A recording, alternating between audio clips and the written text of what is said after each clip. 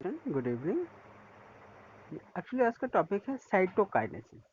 इसमें साइटोकाइनेसिस का मतलब होता है कोशिका द्रव्य विभाजन। इसका मतलब क्या होता है, मान लीजिए ये कोई एक सेल है, इसके अंदर एक न्यूक्लियस है। अब क्या होगा, इस न्यूक्लियस में डिवीजन होगा। जब न्यूक्लियस में डिवीजन होता है हम इसे कैरियोकाइनेसिस बोलते हैं। फिर उसके बाद क्या होगा, जब न्यूक्लियस अलग हो जाएगा, दो न्यूक्लियस बनेंगे और टू सेल बनेंगे। तो अब इसके बाद जो ये साइटोप्लाज्म, जो इसके अंदर साइटोप्लाज्म होता है उसका डिवीजन हो जाता है। इसे हम साइटोकाइनेसिस बोलते हैं। Clear issue. माइटोसिस डिवीजन के दौरान देखिए, माइटोसिस डिवीजन क्या होता है, मान लीजिए अगर 2n इक्वल इक्वल पार्ट में डिवाइड हुआ है तो ये माइटोसिस डिवीजन होता है। माइटोसिस डिवीजन के दौरान डुप्लीकेटेड यानी द्विगुणित क्रोमोसोम्स, द्विगुणित का मतलब 2n होता है, जिसके अंदर द्विगुणित क्रोमोसोम्स का डॉटर न्यूक्लियाई अलग हो जाता है। मान लीजिए जैसे एक सेल है, इस सेल जब ये डिवाइड हुआ तो इससे टू सेल बन गया। तो ये तो पेरेंट सेल हो गया और ये क्या हो गया, ये डॉटर सेल हो गया, यानी जिसे हम पुत्री कोशिका बोलते हैं। तो यहाँ से डॉटर न्यूक्लियाई भी क्या हो जाता है, अलग हो जाता है। डॉटर न्यूक्लियाई का मतलब क्या है, ये जो न्यूक्लियस है, अब यहाँ ये टू न्यूक्लियस में डिवाइड होगा। देखिए ये टू न्यूक्लियस में डिवाइड होगा, एक न्यूक्लियस ये होगा, एक ये, तो ये हो जाता है डॉटर न्यूक्लियस। ठीक है, ये डॉटर न्यूक्लियस हो जाता है, अलग हो जाता है, जिसे कैरियोकाइनेसिस यानी केंद्रक विभाजन कहते हैं, जब न्यूक्लियाई अलग हो जाता है। और कैरियोकाइनेसिस के बाद, जब कैरियोकाइनेसिस होता है यानी जब न्यूक्लियस डिवाइड हो जाता है, तो उसके बाद सेल का डिवीजन हो जाता है और सेल कितने पार्ट में डिवाइड हो जाता है, टू डॉटर सेल में डिवाइड हो जाते हैं। इसे हम साइटोकाइनेसिस बोलते हैं। प्लांट सेल में, ये स्टूडेंट काफी इंपॉर्टेंट लाइन है, प्लांट सेल में न्यू सेल वॉल की फॉर्मेशन सेल के केंद्रक से शुरू होकर बाहर की ओर पूर्व स्थित सेल वॉल से जुड़ जाती है। इसका मीनिंग ये होता है स्टूडेंट, इसका मीनिंग ये होता है, मान लीजिए जैसे ये प्लांट सेल है स्टूडेंट, आप ऐसे समझिए ये प्लांट सेल है। अब ये प्लांट सेल है, तो ये जो सेल यहाँ से अब क्या होगा, इसका डिवीजन होगा।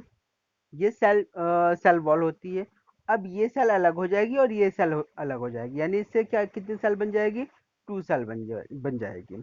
तो इसका बाहर की ओर जो सेल वॉल से जुड़ जाता है, न्यू सेल वॉल की फॉर्मेशन पहले स्ट्रक्चर से स्टार्ट हो जाती है। पहले स्ट्रक्चर का मतलब क्या होता है कि ये बाहर की, इसका जो डिवीजन होता है ये बाहर की साइड होता है। अगर हम एनिमल सेल की बात करते हैं तो उसका इनर साइड की ओर होता है, अंदर की साइड होता है। तो ये न्यूक्लियर वॉल की फॉर्मेशन करती है, स्ट्रक्चर पहले से स्टार्ट होती है, जिसे हम सेल प्लेट कहते हैं। देखिए स्टूडेंट, ये जो सेल प्लेट है, याद रखिए स्टूडेंट, ये सेल प्लेट होती है, ये सेल प्लेट होती है। और ये जो सेल वॉल के बीच लैमिला को दर्शाते हैं। देखिए स्टूडेंट, लैमिला एक वर्ड ऐसा होता है, जो एक सेल वॉल होती है, ये भी लैमिला पे, जैसे आपने देखा होगा ग्रेप्स, ये सॉरी गवावा देखा होगा, अमरूद देखा होगा। जब अमरूद मतलब कच्चा होता है तो काफी हार्ड होता है, ठीक है, लेकिन जब वो पक जाता है तो इसकी वॉल कैसे हो जाती है, बहुत कमजोर हो जाती है। राइप होने के बाद क्या कमजोर हो जाती है, क्योंकि उसके अंदर क्या है, ये लैमिला प्रेजेंट होता है। वो लैमिला क्या होता है, उसे हार्डनेस प्रोवाइड कराता है, लेकिन जब वो राइप हो जाता है तो ये सॉफ्ट हो जाता है, ये उसमें डिसॉल्व यानी घुल जाता है। यस, साइटोकाइनेसिस यानी कोशिका द्रव्य विभाजन के समय सेल ऑर्गेनल्स जैसे माइटोकॉन्ड्रिया और प्लास्टिड, देखिए इसमें माइटोकॉन्ड्रिया प्लांट सेल और एनिमल सेल दोनों के अंदर होता है, और जो प्लास्टिड होता है ये किसके अंदर होता है, ये प्लांट की बात, हम प्लांट सेल के अंदर होता है। तो जब साइटोकाइनेसिस, क्योंकि यहाँ प्लांट की बात करते हैं, तो जब साइटोकाइनेसिस होता है तो उसमें जो सेल ऑर्गेनल्स होते हैं जैसे माइटोकॉन्ड्रिया या प्लास्टिड का, ये क्या हो जाते हैं, दोनों डॉटर सेल में डिवाइड हो जाते हैं। मान लीजिए जैसे ये सेल है, ये न्यूक्लियस है। अब इसके बाहर ये इस साइड में क्या होता है, माइटोकॉन्ड्रिया, गोल्गी ऑपरेटर, ये सब चीजें होती हैं। मान लीजिए ये सब चीजें होती हैं। जब ये डिवाइड होंगी यानी दो सेल बनाएंगी, तो कुछ इसमें एंटर करेंगे, कुछ इसमें, यानी ये क्या करती है, उसमें डिवाइड हो जाती है। क्योंकि अगर आपको बताओ यहाँ माइटोकॉन्ड्रिया क्लोरोप्लास्ट, ये सॉरी प्लास्टिड का नाम क्यों दिया है, क्योंकि इसमें जो माइटोकॉन्ड्रिया होता है और प्लास्टिड होता है, इसके अंदर ये अपने नंबर को इंक्रीज करने की कैपेसिटी होती है, क्योंकि इसके अंदर खुद का डीएनए होता है। कुछ ऑर्गेनिज्म में, ऑर्गेनिज्म जैसे जीव होते हैं, कैरियोकाइनेसिस यानी केंद्रक विभाजन के साथ साइटोकाइनेसिस का डिवीजन नहीं होता है। ये काफी इंपॉर्टेंट है। यानी अगर मैं कहूँ कुछ ऑर्गेनिज्म ऐसे होते हैं कि उसमें कैरियोकाइनेसिस का डिवीजन हो गया, लेकिन उसके बाद उसमें साइटोकाइनेसिस का डिवीजन नहीं हो पाता है। यानी उसमें हम ये देखते हैं कि उसमें एक ही सेल में कई न्यूक्लियस बन जाते हैं। क्योंकि मान लीजिए ये एक सेल है, इसके अंदर ये क्या है, ये न्यूक्लियस है यानी केंद्रक है। अब जब इसका डिवीजन होगा तो ये अपने नंबर को क्या करेगा, ज्यादा बनाएगा, बहुत ज्यादा। लेकिन सेल का तो डिवाइड नहीं हो रहा, डिवीजन नहीं हो रहा। जब इसके नंबर को इंक्रीज करेगा, किसके, न्यूक्लियस के नंबर को इंक्रीज होगा, तो न्यूक्लियस के नंबर बहुत ज्यादा हो जाएंगे। जब न्यूक्लियस के नंबर बहुत ज्यादा हो जाएंगे तो इसे हम मल्टी न्यूक्लिएट यानी बहुकेंद्रीय सेल कहते हैं। और इस सेल का नाम होता है, अगर एग्जाम में आ गया, जो मल्टीन्यूक्लिएट सेल्स होता है जिसमें कैरोकाइनेसिस का जो डिवीजन होता है लेकिन साइटोकाइनेसिस का डिवीजन नहीं होता है, तो ऐसे सेल को हम क्या कहते हैं, इसे हम कहते हैं सिनकाइनेटियम। ठीक है, संकोशिका कहते हैं। जैसे ये किस में होता है, आपने नारियल खाया ही होगा। नारियल का मतलब होता है जिसके अंदर वाटर, पानी भरा होता है। अगर मैं क्वेश्चन, जो वो पानी होता है वो एंडोस्पर्म होता है, वो लिक्विड एंडोस्पर्म होता है, याद रखिए। तो उसके अंदर बहुत सारे न्यूक्लियस प्रेजेंट होते हैं। क्लियर, ये एग्जाम के लिए काफी इंपॉर्टेंट माना जाता है। Significance of mitosis. अब माइटोसिस डिवीजन केवल डिप्लॉयड सेल में होते हैं, काफी इंपॉर्टेंट है। माइटोसिस डिवीजन किस में होता है, केवल डिप्लॉयड सेल में होता है। लेकिन का मतलब यहाँ प्लांट की बात करता हूँ, लेकिन प्लांट में और कुछ सोशल इंसेक्ट होते हैं। सोशल इंसेक्ट का मतलब होता है जैसे हनी बी हो गया, उसमें हैप्लॉइड सेल में भी माइटोसिस डिवीजन होते हैं, काफी इंपॉर्टेंट है। एक्चुअली ये 12th क्लास में है स्टूडेंट, याद रखिए। देखिए एनिमल में माइटोसिस डिवीजन डिप्लॉयड सेल में होता है, लेकिन प्लांट और हम इंसेक्ट की बात करते हैं, कुछ इंसेक्ट ऐसे होते हैं जिसमें हैप्लॉइड सेल में क्या होता है, माइटोसिस डिवीजन होता है। मान लीजिए मैं हनी बी का एक एग्जाम्पल लेता हूँ। मान लीजिए हनी बी, जो आपने देखा शहद वाली मक्खी होती है, उसे हमने टू पार्ट में डिवाइड किया, एक तो फीमेल होती है और एक मेल होती है। ठीक है, जो फीमेल होती है उसमें 2n यानी वो डिप्लॉयड होती है, लेकिन जो मेल होता है जिसे हम ड्रोन बोलते हैं, वो क्या होता है, वो हैप्लॉइड होता है। ये चीज याद रखिए, एग्जाम में भी पूछ सकता है। अब इसमें देखिए, जो फीमेल है, फीमेल क्या होती है, डिप्लॉयड होती है।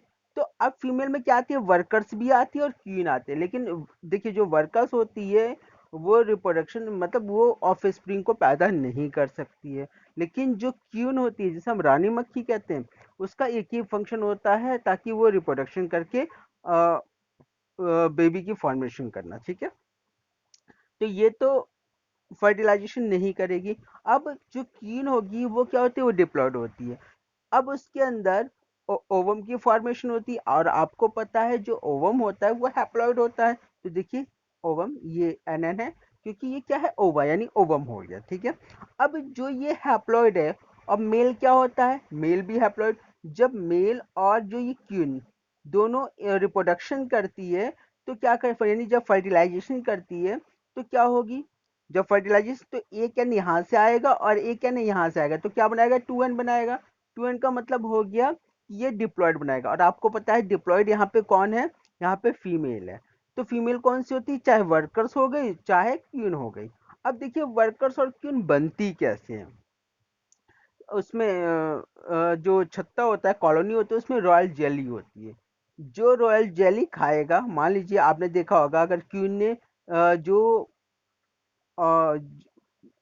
ऑफ स्प्रिंग रॉयल जेली खाएगा, वो क्वीन बन जाएगी। और लेकिन जो रॉयल जेली नहीं खाएगी, वो वर्कर्स में बदल जाती है।